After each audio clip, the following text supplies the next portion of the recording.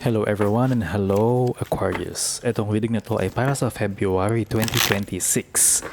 We will look into the energies ng month na to and ano yung mga advice cards na gustong ibigay ng universe para sa mga Aquarius.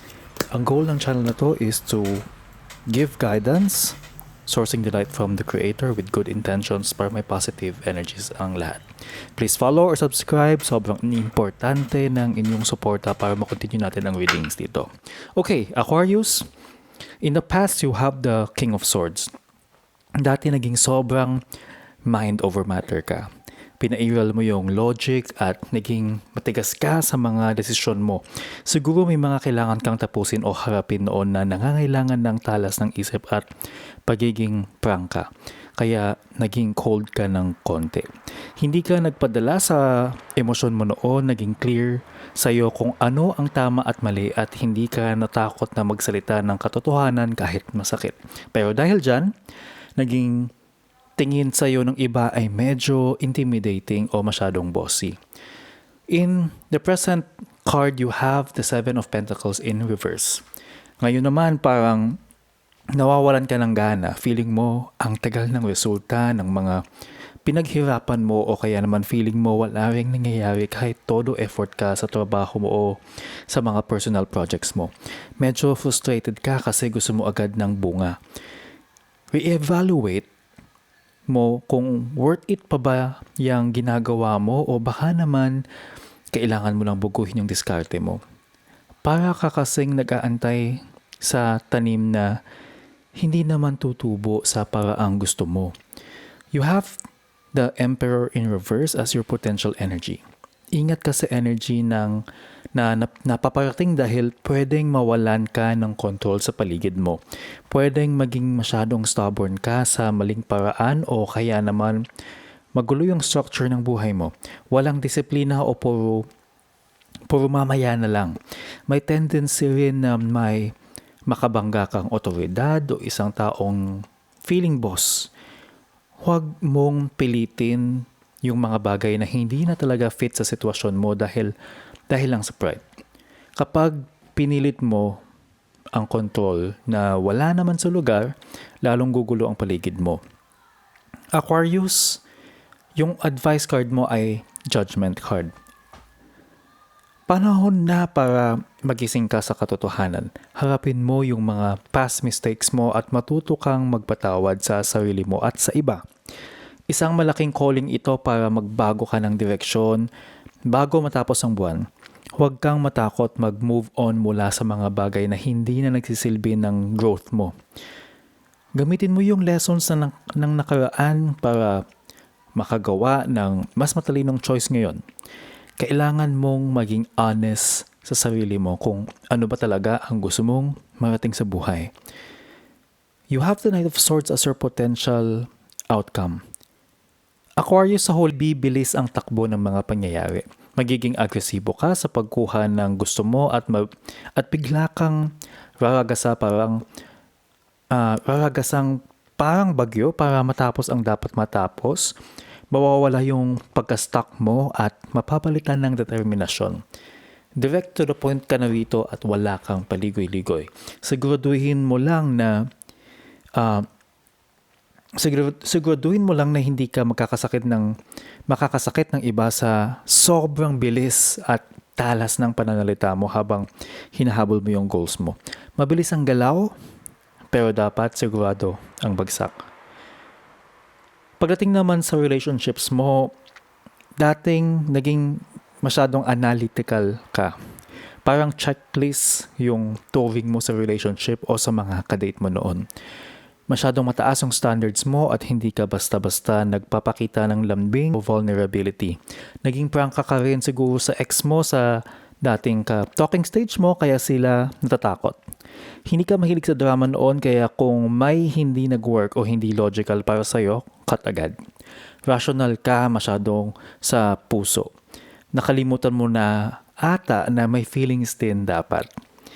Ngayon, parang napapagod ka na mag-invest sa pag-ibig. Feeling mo ba walang patutunguhan tong nararamdaman mo o yung setup nyo ngayon? O baka naman feeling mo lugi ka kasi hindi napabalik yung effort na binibigay mo sa partner o sa crush mo. Nakaka-drain yung ganitong setup na puro ka bigay pero walang feedback. Tanungin mo sa sarili mo kung worth it pa ba na maghintay o baka naman nag-aaksaya ka lang ng oras sa taong hindi naman marunong mag-appreciate ng value mo. May issues sa control na pwedeng pumasok sa love life mo. Pwedeng ikaw yung nagiging masyadong demanding o kaya naman yung partner mo ang masyadong toxic at gusto siyang laging nasusunod. Nawawala yung balance at respeto sa boundaries ninyo. Ingat ka rin sa pagiging unstable sa feelings, minsan sweet, minsan cold, walang consistency. Kung hindi niyo aayusin yung sistema ng relasyon niyo o kung paano kayo mag-usap, mauuwi lang ito sa power struggle na walang panalo. Sa usapang puso, kailangan mong magdesisyon ng seryoso at malalim. Ito na yung moment na dapat mong i-assess kung itutuloy mo pa ba ang relasyon o tapusin na para sa ikabubuti niyo. Makinig ka sa sinasabi ng sarili mo kasi hindi ka niyan lolokohin. Hindi ka lolokohin ng inner voice mo. Kung gusto mong magkaroon ng bago o maayos na love life, kailangan mong linisin yung puso mo sa mga multo ng nakaraan. Magpatawad ka para maging malaya ka na uling magmahal. Magiging mabilis, Aquarius, at direkta ka sa nararamdaman mo. Kung may gusto ka, sasabihin mo agad ng walang takot. Kung ayaw mo na, wala nang drama. Hiwalay kung hiwalay. Isang biglaang move ang gagawin mo para sa love life mo. Baka may dumating din na bagong tao na sobrang bilis manligaw o sobrang prangka sa'yo. Magiging exciting pero medyo intense ang takbo ng puso mo rito. Basta handa ka sa bilis ng pangyayari at alam mo ang pinapasok mo, magiging okay ang kakalabasan. So, advice cards tayo ngayon. Kung nakatulong sa inyo ang reading na to, please follow and subscribe. Hit the like button if you are on YouTube and follow kung kayo naman ay nasa Facebook. Huwag niyo po kalimutan i-share ito sa mga kilala ninyo na kailangan ng reading. Maliit na bagay lang to support this channel para blessings lang ang umiikot sa community natin. Okay. Let's see. Aquarius, you have the Release Jealousy card. This is your first advice card. Ito yung kailangan mo ngayon dahil sa Seven of Pentacles reverse energy mo. Kapag naiinggit ka sa achievements ng iba, parang sinasabi mo sa universe ang kawalan. Itigil mo na yung pagkukumparasan ng progress mo sa iba dahil nakaka-drain lang yan ng energy. Gawin mong inspirasyon yung success ng ibang tao. Isipin mo na kung kaya nilang makuha yung gusto nila, ibig sabihin posible din yun para sa'yo. Imbes na ma-frustrate ka, gamitin mo yung success nila bilang proof na malapit ka na rin sa goal mo. Change your vibration mula sa wala ako niyan, papunta sa kung kaya nila, kaya ko rin. Your next advice card is abundance mindset. Minsan kasi Aquarius, masyado kang nakafocus sa balang araw. Kung iniisip mo na ang kasaganahan o ang saya ay mangyayari lang sa future, palagi lang yang magiging isang araw na malayo sa iyo. Ang abundance ay hindi hinihintay. Nararamdaman yan sa kasalukuyan kahit ano pa ang estado ng wallet o love life mo. Simulan mong magsalita at mag-isip na parang nasa sayo na ang lahat ng kailangan mo. Kapag nararamdaman mo yung contentment, ngayon pa lang, doon magsisimulang dumaloy ang totoong swerte. Huwag mong hayaang maging one day away palagi ang pangarap mo. Angkinin mo na siya ngayon sa isip at kuha. Your next advice card is compassion. Relate ito sa judgment card mo.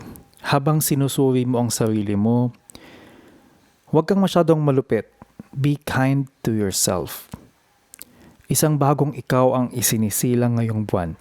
Kaya bigyan mo ang sarili mo ng space na magkamali at matuto ng hindi mo sinusumpa ang pagkatao mo. Manalangin ka o magnilay-nilay para sa self-acceptance. Hilingin mo na makita mo ang sarili mo sa paraan kung paano ka nakikita ng divine. Buo, sapat, at mahalaga. Ito yung paano ka nakikita ng Panginoon.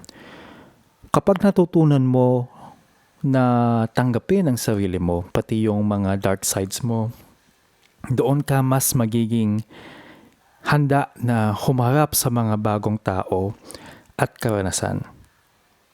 Your next advice card is true love. Sa usaping pag-ibig, tandaan mo na ang kaligtasan, pagkabuo mo ay nasa loob mo, hindi sa partner mo.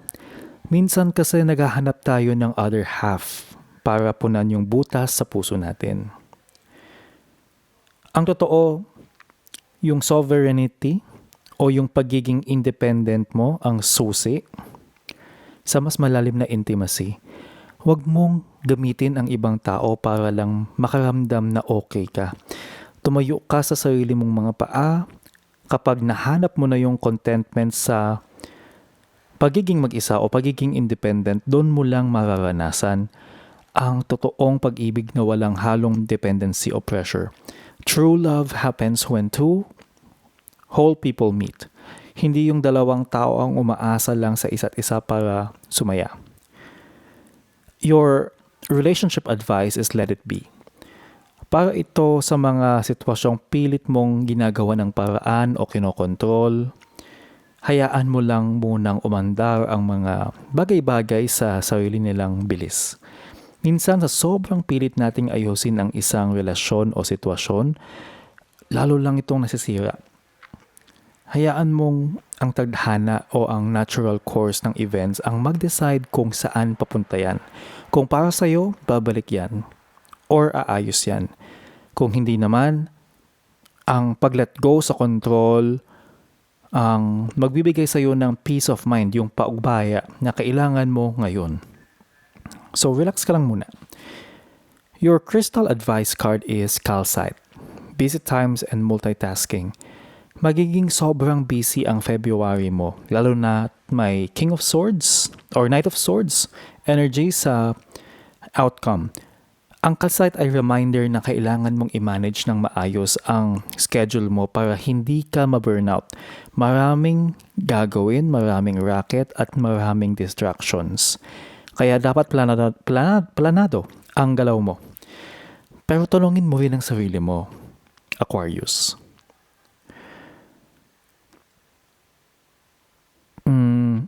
Kailangan mong tanungin yung sarili mo kung kailangan ng marami itong kailangan ito ng napakaraming reflection. Kailangan mong magkaroon ng question sa sarili mo na bakit ka ba sobrang busy. Minsan kasi ginagawa nating busy ang sarili natin para takasan ang mga bagay na ayaw nating harapin or isipin. Maging tapat ka sa kung ano yung mga rason mo. Busy ka ba dahil productive ka? Busy ka lang ba para makaiwas sa totoong nararamdaman mo? So, ito yung mga kailangan mong